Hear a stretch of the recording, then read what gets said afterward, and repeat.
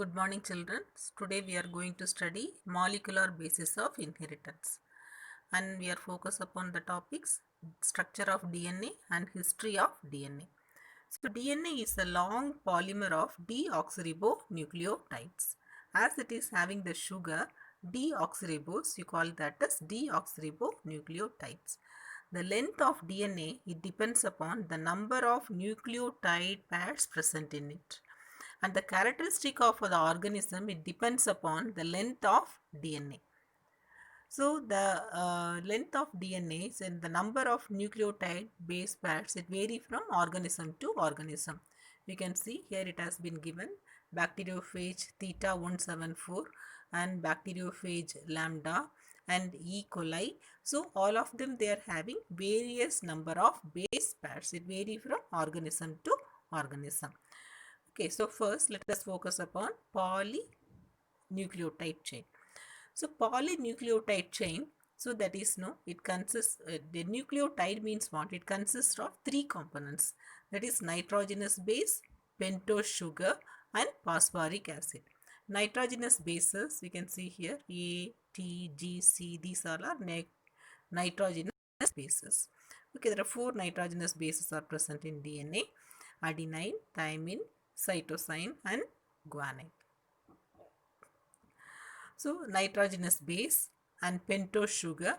So pentose sugar, it can be ribose in the case of RNA and deoxyribose in the case of DNA, and phosphoric acid. So nitrogenous bases, I already shown you. So there are two types of nitrogenous bases are there. They are purines and pyrimidines. So purines are adenine and guanine. Pyrimidines are cytosine, uracil and thymine. Okay, so here adenine, guanine and cytosine, it is common in RNA and DNA. These three nitrogenous bases are common.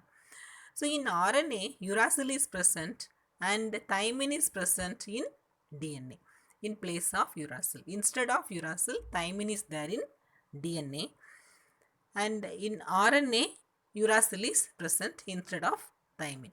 Okay, so here the pentose sugar ribose is present in RNA and deoxyribose in DNA, and the nitrogenous base is attached to the pentose sugar through N glycosidic linkage to form a nucleoside, and the nucleoside plus phosphate, it results in nucleotide.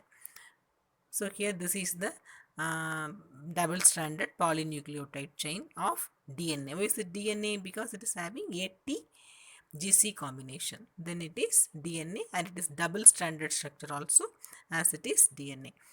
The phosphoric acid is attached. So here when you see the phosphate bond, no? So how is it, no? So this is the pentose sugar. So in between two pentose sugar, the phosphate bond is formed. So here, how is it formed? That is here 3 dash, that is third carbon is free, means fifth carbon of one ribose sugar. So it one sugar, no, it reacts along with the third position of the other one. That is the in between third position and the fifth position, there will be bond formation. So because of that, one side the 3 dash end will be free, other side the fifth carbon will be free. So here the third carbon is free, here the fifth carbon is free. So like that the bond is formed.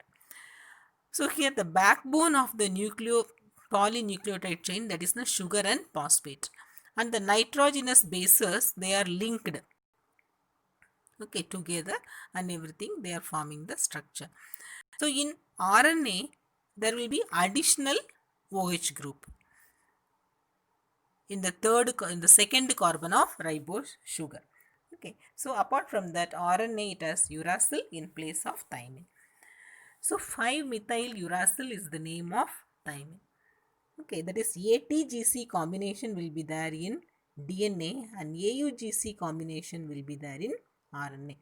So let us see the history of DNA. DNA, it is acidic substance. That's why you call that as deoxyribonucleic acid. So it was first identified in the nucleus and he named that as nuclein. That is Frederick Miescher, he identified. Then later the double helical structure of DNA was proposed by Watson and Crick. That's why we call the double helical structure of DNA as Watson and Crick model. Okay, then the base pairing principle. Base pairing principle means that is ATGC, AUGC combination. So the base pairing principle, it was no, mainly it was we now we are studying no, that is on the basis of the observation of Erwin Chargaff. That is known as Chargaff rule. He observed that in a double-stranded DNA, the ratio between adenine and thymine, guanine and cytosine are constant.